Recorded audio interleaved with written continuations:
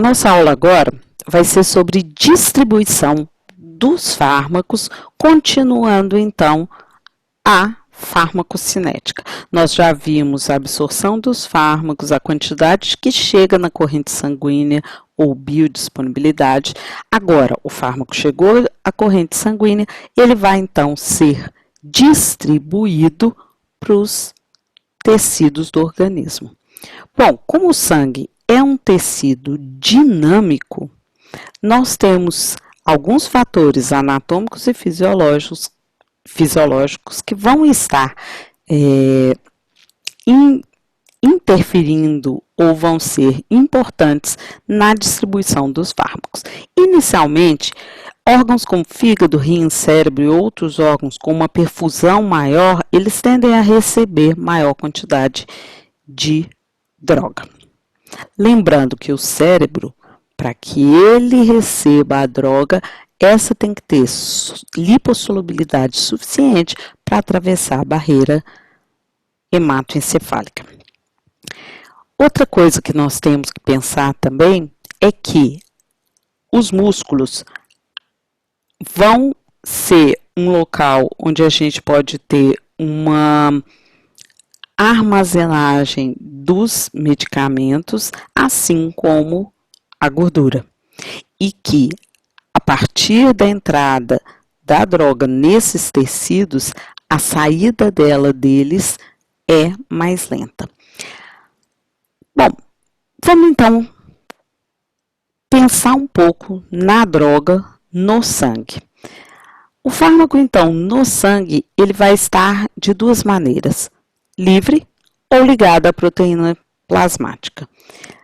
Lembre-se sempre que fármaco que exerce efeito é fármaco livre, já que a ligação à proteína plasmática vai dificultar a interação deste com o alvo de ação e a própria saída dele da corrente sanguínea. Falando um pouco sobre as proteínas plasmáticas, nós temos duas proteínas plasmáticas que são aquelas proteínas com as quais a maioria dos fármacos tende a se ligar: a albumina e a alfa-1-glicoproteína ácida. A albumina, ela contém dois sítios de ligação para fármacos.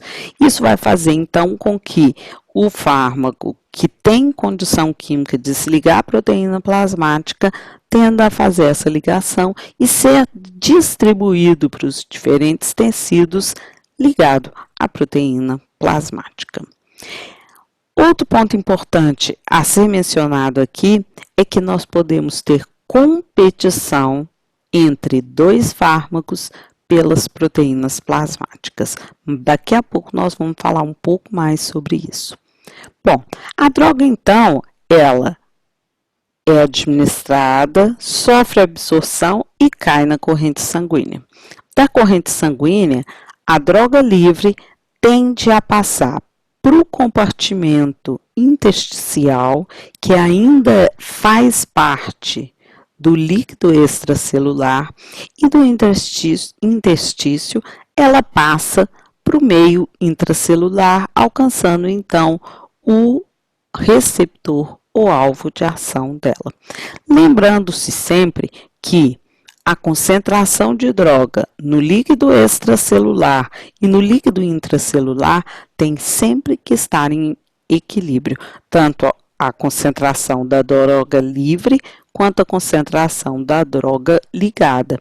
Isso me diz, então, que à medida que a droga livre que está no plasma passa para o meio intracelular, eu vou ter parte da droga ligada no plasma se desligando para que nós consigamos, então, manter a concentração de droga livre ligada em equilíbrio, tanto no plasma quanto nos outros compartimentos. Esse quadro aqui, ele mostra diferentes percentuais de ligação de drogas a proteínas plasmáticas. Vamos considerar então aqui que o meu paciente ele toma de maneira contínua amitriptilina, que é uma droga utilizada tanto para síndromes dolorosas quanto para transtornos de humor.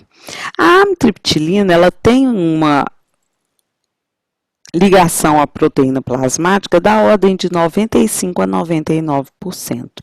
Vamos supor, então, que o meu paciente, por uma lesão muscular, teve uma prescrição de diclofenaco, que é um anti-inflamatório não esteroidal e que também tem uma alta ligação à proteína plasmática da ordem de 99,5%. O paciente, então, tomou simultaneamente o comprimido de diclofenaco e a amitriptilina. As duas drogas, elas fazem uma ligação à proteína plasmática significativa. O que nós podemos concluir? Que nem a amitriptilina, nem o diclofenaco vão conseguir se ligar nessas proporções à proteína plasmática. Isso vai fazer, então, com que a quantidade de droga livre na circulação, tanto a amitriptilina quanto o diclofenaco, vai ser maior, o que vai fazer com que eu tenha um efeito farmacológico aumentado, tomando, então, o cuidado para que esse efeito farmacológico ele não chegue a níveis tóxicos. Uma das formas de resolvermos esse problema da interação entre essas duas drogas usadas simultaneamente é usá-las separadamente em intervalos distintos, para que essa interação entre proteínas plasmáticas, essa competição, não aconteça. Esse gráfico aqui e esse desenho mostra uma droga que possui alta ligação à proteína plasmática. Então, vamos supor que isso daqui representa a proteína plasmática e essas bolinhas verdes a droga. Então, nós vemos que a droga vai estar, na maior parte, na corrente sanguínea ligada e eu vou ter uma concentração bem pequena dela livre. E é isso que o gráfico nos mostra. Diferentemente, se nós tivermos uma droga que se liga pouco à proteína plasmática, nós vamos ter ela saindo mais facilmente da corrente sanguínea para o tecido, gerando o efeito, e a concentração, então, de droga livre é maior, o efeito, então, tende a durar um tempo menor. Quais são os fatores, então, que interferem na distribuição do fármaco? Primeira coisa, afinidade da droga a proteínas plasmáticas. Concentração da droga, concentração da proteína plasmática, lembrando-se que alguns pacientes podem ter menor quantidade ou maior quantidade de proteína plasmática. No caso de um paciente subnutrido, a gente vai ter uma quantidade menor de proteína plasmática, portanto, temos que estar atentos à prescrição para esse paciente, já que a quantidade de droga livre vai ser maior decorrente do fato dele ter menos proteína plasmática. Outro fator, lipossolubilidade. Alguns tecidos, eles funcionam como reserva ou locais de acúmulo da droga, como é o caso do tecido adiposo, para drogas lipossolúveis. Outra coisa que a gente deve se lembrar é da transferência placentária de drogas. Então, a mãe utiliza um medicamento e esse medicamento pode chegar até a circulação da criança, do feto, a partir da transferência placentária. Um outro ponto importante na distribuição dos fármacos é a ideia do volume de líquido necessário, de sangue necessário para que a droga estivesse na corrente sanguínea. Então, a redistribuição de fármaco para os outros tecidos é um fator de término da ação do mesmo. Então, nós vamos ver aqui cálculo e a avaliação do volume de distribuição dos fármacos. O que é o volume de distribuição? Ele é o volume líquido necessário para abrigar a quantidade de medicamento que foi administrado ao paciente. Então, o volume de distribuição é a concentração da droga, a massa da droga, a dose usada sobre a concentração plasmática da droga. Ela correlaciona, então, a massa do fármaco com a concentração deste no sangue ou plasma, dependendo do fluido que foi medido. Vamos, então, considerar um indivíduo de 70 quilos, dos quais 40% dele, 60% dele corresponde ao volume líquido. Se nós fizermos o cálculo, a gente sabe que um indivíduo de 70 quilos, ele tem aproximadamente 43 litros. O plasma corresponde a 3 litros, o líquido intersticial 12 e o líquido intracelular 28 litros. Para facilitar o nosso cálculo, vamos considerar que o volume líquido desse indivíduo é 40 litros e nós temos 4 litros de plasma. Vamos, num paciente 1, injetar 40 miligramas do medicamento A e no paciente 2, 40 miligramas do medicamento B, ambos por via endovenosa. Depois, iremos fazer a coleta de uma alíquota de plasma e vamos dosar a concentração plasmática do medicamento A no paciente 1 e do medicamento B no paciente 2. A concentração plasmática da droga A no paciente 1 foi 10 miligramas por litro e a concentração plasmática do medicamento B no paciente 2 foi 0,1 miligramas por litro. Se calcularmos o volume de distribuição, como mostra aqui, veremos que o volume de distribuição da droga A no paciente 1 é de 4 litros, enquanto que o volume de distribuição da droga B no paciente 2 é de 400 litros. Uma pergunta que sempre é feita é: como eu posso ter um volume de distribuição de 4 litros, sendo que esse indivíduo só tem 40 litros de volume líquido e que parte dele não corresponde ao plasma? Temos, então, que voltar no conceito de volume de distribuição. Ele é o volume líquido necessário para abrigar aquela quantidade de fármaco, correlacionando o quanto nós teríamos na corrente sanguínea.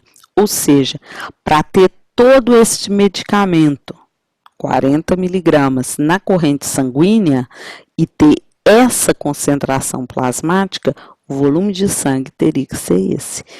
O que nos mostra que o medicamento não está na corrente sanguínea. Se ele não está na corrente sanguínea, ele está onde? Ele está no tecido. E se está no tecido, existe uma chance muito grande de que ele esteja interagindo com o fármaco com o receptor, e gerando efeito farmacológico. Então, o volume de distribuição alto, elevado, é bom, mas é perigoso. Mais uma vez, vamos ver. Quais são os conceitos? Volume real é se a droga tiver capacidade de atravessar as membranas celulares. O volume real de uma pessoa de 70 quilos é 43 litros, dos quais o plasma corresponde a 3 litros aproximadamente. O volume aparente de distribuição é o volume no qual a droga teria que se solubilizar a fim de atingir a mesma concentração que ela se encontra no plasma. Nessa definição, a concentração plasmática da droga é aquela observada após a absorção e distribuição. Tudo isso antes da eliminação da droga. Então, o que a gente vai ver é que Se o volume de distribuição ele estiver entre 3 a 5 litros, o provável local de distribuição da droga é no sistema circulatório. Já quando nós temos valores entre 10 a 20 litros, essa droga vai estar no plasma e no fluido extracelular. Quando os valores estão entre 25 a 30, a gente já começa a perceber que a droga já está alcançando o fluido intracelular. Quando nós temos esses valores entre 40 e 70, a gente percebe que a droga já se encontra em todos os compartimentos, tanto no líquido quanto no leque. E quando o volume de distribuição é maior do que 70, a gente percebe que a droga predomina no tecido. Por isso, a afirmação de que droga com volume de distribuição alto é bom. Por quê? Porque provavelmente ela migrou para o tecido e no tecido ela está exercendo o efeito. Na próxima aula, nós vamos falar sobre o metabolismo dos fármacos.